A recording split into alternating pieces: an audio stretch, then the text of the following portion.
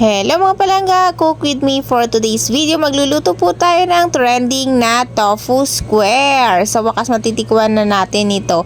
Una, meron tayo ditong tofu or tokwa. Ipat dry lang po natin siya at pagkatapos hiwain po natin siya ng paapat na piraso. At pagkatapos po niyan is maglagay po tayo ng salt and pepper according sa inyong panlasa.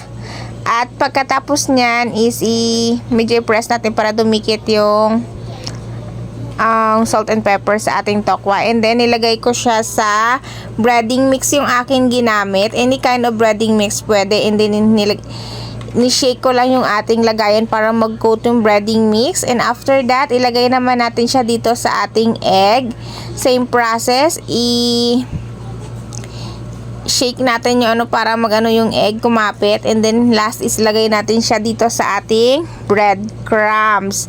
At pagkatapos po niyan is i-fry po natin siya sa medium heat lang para hindi masunog yung ating tokwa hanggang sa maging golden brown.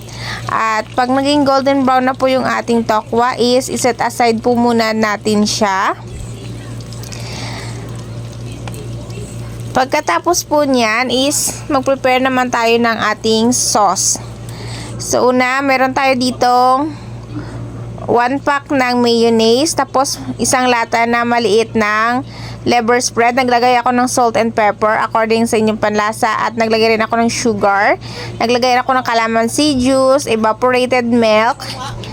And then i-mix na po natin yung ating sauce at naglagay rin po ako dito ng 2 tablespoon na liquid seasoning at nag-add po ako ng chop na spring onions. At pagkatapos itap na po natin siya dito sa taas ng ating fried na tofu or tokwa. And then mag-sprinkle lang po tayo ng spring onions at fried garlic for topping. So that's it for today's video guys. Thank you for watching and follow for more videos.